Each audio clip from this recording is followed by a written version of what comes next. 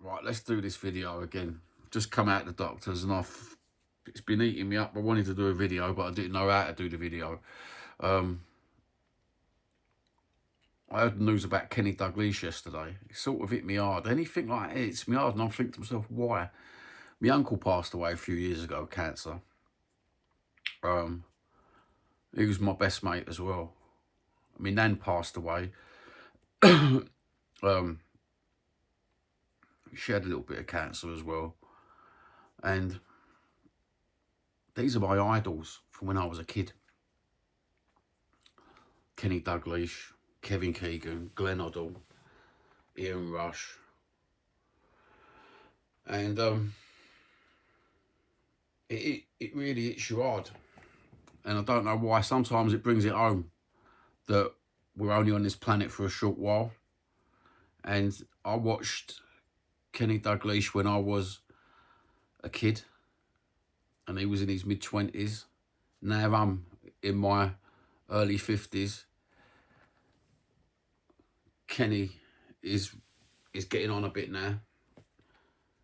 It's just horrible, isn't it? Horrible life sometimes. You wish you could just go back to 1985 and just make time static. So you don't get any older, you don't get any younger, you've got all your loved ones around you. Life ain't like that. Not in a million years. Time waits for no man. But my thoughts are with Kenny Dalglish, and it's horrible, isn't it, getting old? My thoughts are with Kevin Keegan as well, getting better. And that was the beautiful game. For us old school 80s kids, or 70s kids, should I say, 70s kids. What am I, 70s? I'm a 70s and an 80s kid. What the fuck, Johnny? They were gods, absolutely gods of football. So I'm going to keep an eye on the updates and everything, and sending positive vibes out to each and every single one of these idols who ain't well. At the same time, we've got the World Cup coming up. Oh yeah, I've just come out the doctors. Just had a naughty blood test, and come out the doctors, and my phone went ding. So I looks at it, and it's a text message on a WhatsApp, an anonymous WhatsApp, right? I've never had an anonymous WhatsApp before, saying, was that last video about me? I've been through 2 phone numbers since I had the last foray, or is it foray? Oh, I ain't fucking, until I had the last hate campaign against me from another YouTube channel. The 6 months of the dodgy phone calls and texts and everything else. So my phone number's been changed twice now, and I still get a message. I thought I only had quality on my phone, quality contacts, and that was it. It turns out that someone's got this new phone number. And what's that video about me? Who cares if it was about you? Why do you care so much if that video was about you? If it was about you, I'd have done your name. That was in general comment about Spurs channels. It could be about every football channel at the minute. How they all fucking want to bullshit you into all these absolute waffle lies. Oh, so-and-so's going to come here. These people ain't in the know. You think because you're watching them on television that these people are in the know. No, they're just like you. But what they do is they bullshit. You don't bullshit. Well, some viewers do bullshit. But what I'm saying, you viewers, you probably know as much as them. And I said to my missus last night, I goes, look at them lying. Look at them fucking absolute bullshit. Look at the fucking clickbait title of that one. Now, I understand clickbait, get YouTube, get the fucking viewers, get the engagement. I understand that. That's the reality of life. But it was actually manufactured lies in the clickbait.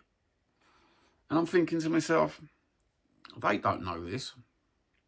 My missus turned around and went to me, yeah, but you don't know, they don't know. Are we playing that game? I thought to myself, I said to my missus straight away, we're not playing that game. They don't know, like I don't know, like you don't know. You know, I said to my missus, as much as they know. But I choose not to clickbait the title with fake bullshit. And don't get me wrong, I do a social experiment now and again with a clickbait title just to take the piss. But it's sarcasm, it's ironic, it's satire. And I do hope that comes across like that and not just, well, you do it. Yeah, I do it to take the piss. But there's a reason I do it, to take the piss. And that video wasn't taking the piss. That was an honest to God take on the football season ending and the fake transfers again. It happened last year. I suppose if you go back through my timestamp videos, that there's probably a video exactly the same as this one having a moan about it. But it don't change year after year, year after year. And this is what we've got now, forever. This is the way they do it forever. And it's wrong. It is wrong. Talk Sport do it. Sky Sports do it. They all do it, but they do it in different guises. When it comes down to the echo chambers of YouTube, they clickbait it and then do a thumbnail to make it look like, oh, so-and-so's here. We had it the other year, didn't we, with Morgan Gibbs White being dressed up in a Tottenham shirt. It's just for engagement. That's all it is. As long as you watch that video for more than 3 minutes, they get a view out of it. They can put an ad in that. They will get financially rewarded off YouTube. I'm not against being financially rewarded off YouTube. I'm not against them clickbaiting. I'm not against the virality of it all because they want to go viral.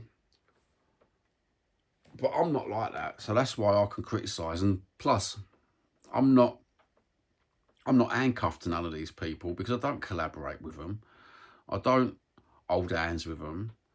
I don't invite them on a video like they don't invite me on a video. So I've got no ties. I've got no... My loyalties lie with the viewer, not with a fellow content creator. Even though I'm friends with other content creators, it don't mean my loyalties lie with them one bit. My loyalties have always lied with you who watches the video. You know, if you criticise me, I will take that more to heart than a content creator taking it, saying to me, let me give you some constructive criticism. I had that once before. One person, let me give you some constructive criticism. Yeah, ta-ta, mate. Adios. You have a nice one. Don't talk to me ever a fucking again. Because that actual content creator tried to tell me what I should and shouldn't say on a video about the hate campaign that was happening to me. And it started off, well, I ain't going to bring it all up because it's all old news, right? But you know what? This other particular YouTube channel has gone around conning people for a good few years on YouTube. And now it's come to fruition, isn't it? It's come to fruition because now when you go back onto that channel, all those lovely bought subscribers that you got, they're not there no more, are they? So grab your handbag and fuck off. You know what I mean? So I was right. I was right. And these people, as my daughter would say, you're just horrible, mate. They're not the people that you want to have in your life, are they? They're horrible, mate. I love that saying. Yeah. Listening to Talk Sport on the way to the GPs this morning, Eddie McCoy's made a good joke about one of the geezers said he's got to go to his brother's new wedding. He's been married 4 times. And Eddie McCoy's come out with, yeah, he's just got an addiction to marzipan. That made me laugh and it made me happy. But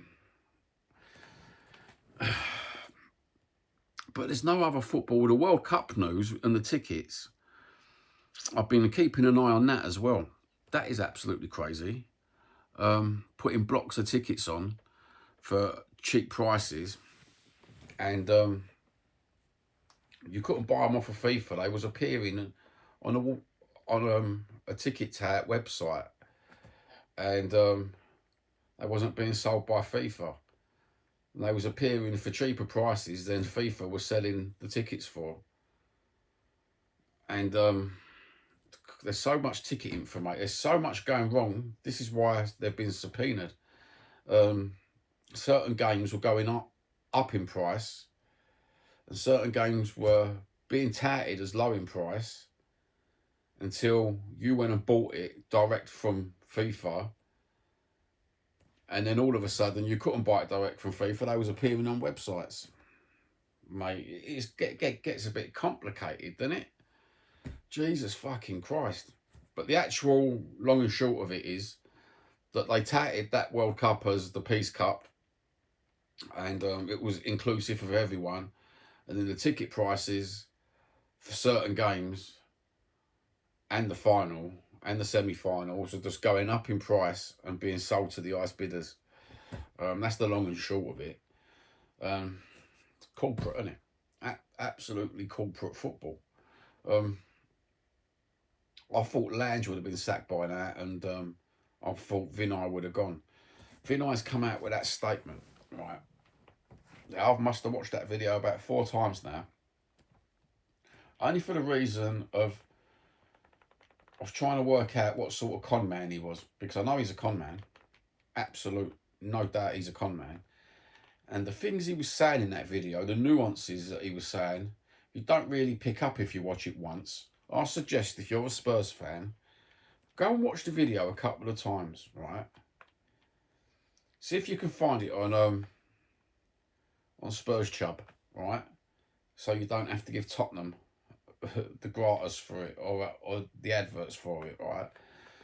But if you can find it on that sheet, or just watch it on YouTube, you know what I mean? It might get us another fucking incoming player, mightn't it? If you give them a bit of fucking cash. You know what I mean? It might make a difference. We might get a fucking quality player if their YouTube channel goes ultra viral.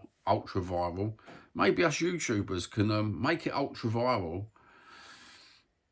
And then we can say, look, we've got you this many subs, bruv. You're making this much money on YouTube.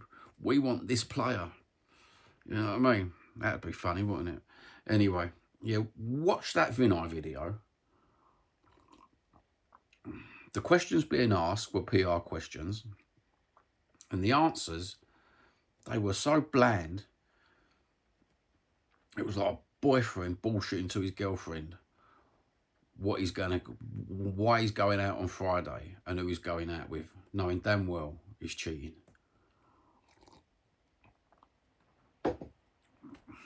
Absolute waffle.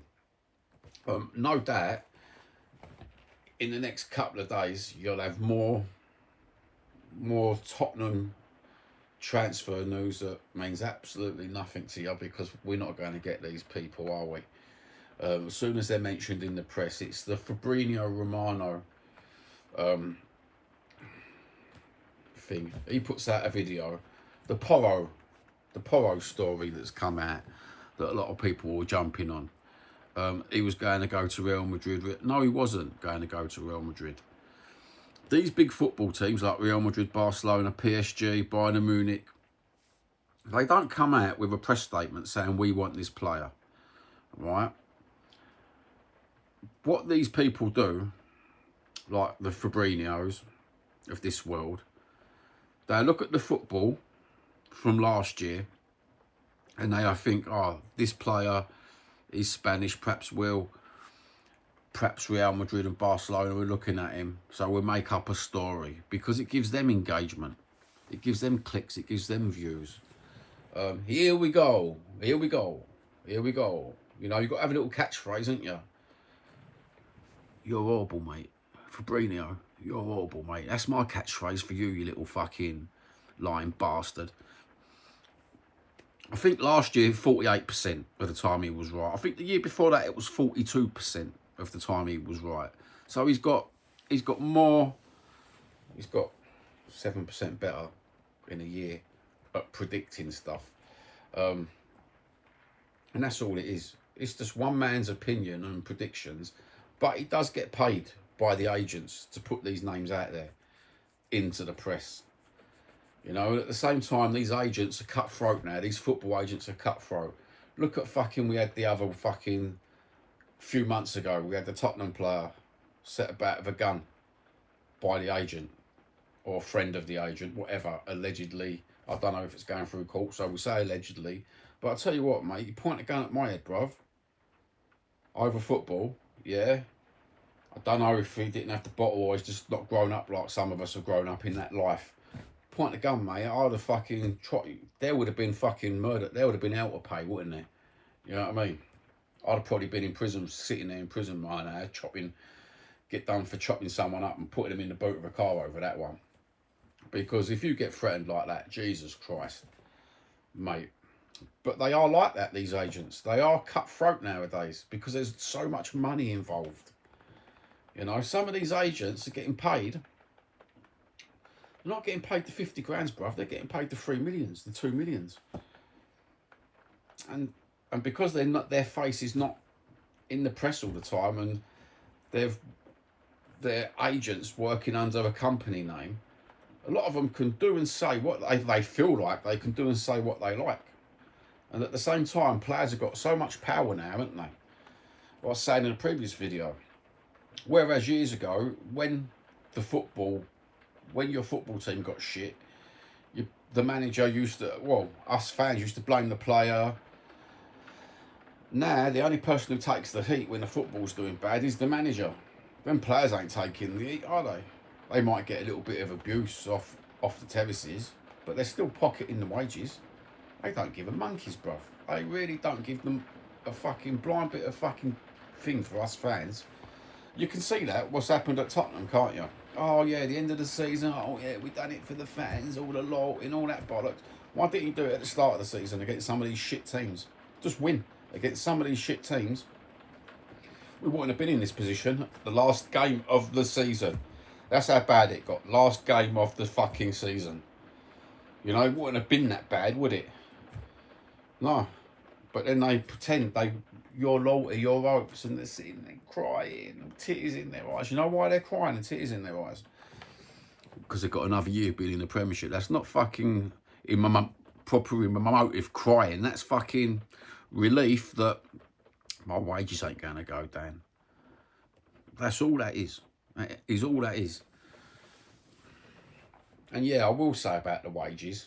A lot of people have got two different sides of the coin when it comes to football. And like you can say, oh yeah, but they get paid millions of pounds to perform. Yeah, they do. They do get paid absolutely millions of pounds to perform. So fucking perform. You know, and then you've got the other side of the coin where you can say, well, they get paid a wage, but it don't mean that they've got to perform. Everyone has their off days. No, stop being like that. Because, yeah, you can have your off days. I ain't denying that, right? But when you have a fucking off fucking season for fucking 9 months, nah, it don't work no more. So you get paid the money. You get paid the big money. Go on that fucking pitch. You fucking perform. I've had enough of this fucking bit. Oh, you've got to treat players, you know. There's no such thing as gold, silver and bronze now. We're all winners in this life. No. School sports days like that, isn't it? Everyone gets a medal. No. You're taking the competitive edge out of what is sport.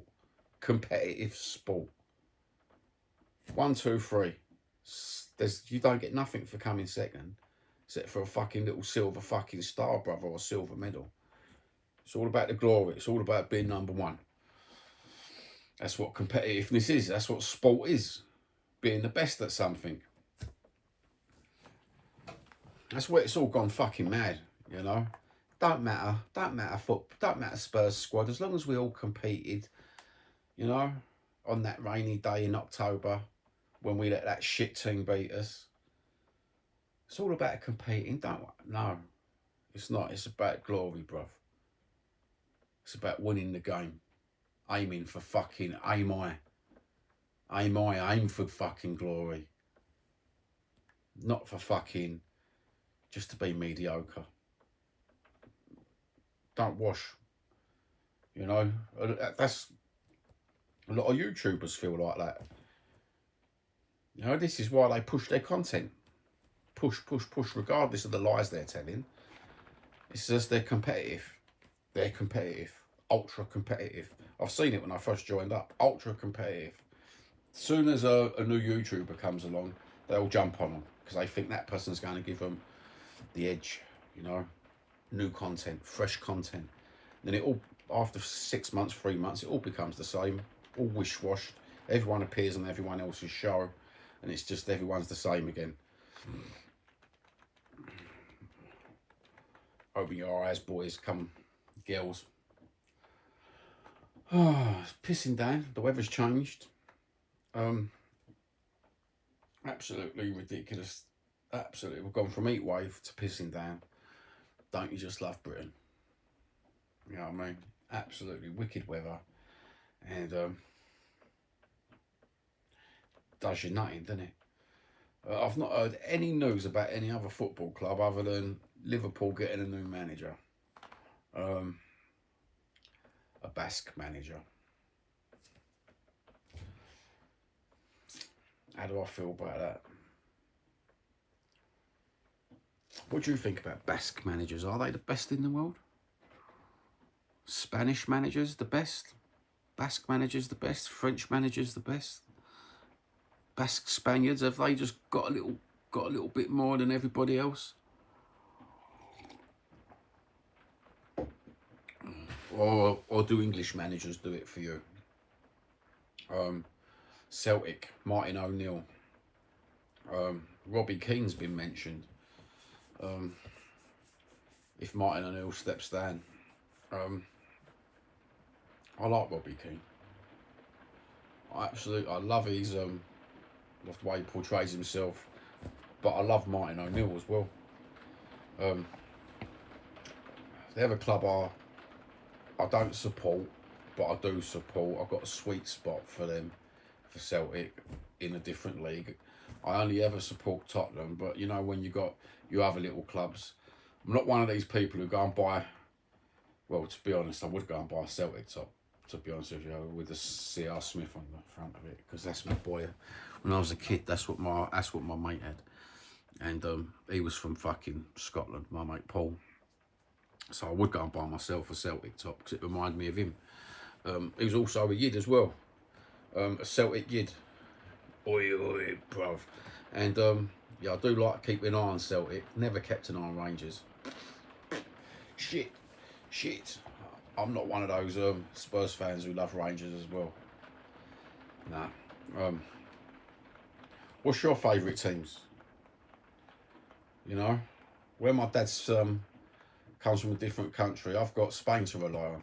So, you know what I mean? I grew up with fucking Zaragozas and the fucking Atletico Bilbao's and the fucking Real Madrids, the Barcelonas, and I used to have Real Madrid tops, Barcelona tops when I was a kid, and Spain tops. When it was the World Cup, I had a Spanish top and an English top. You know, I've got to dig my Spanish one out, take abroad with me this year, because I'll be away for the final. I've got a feeling Spain don't get in the final.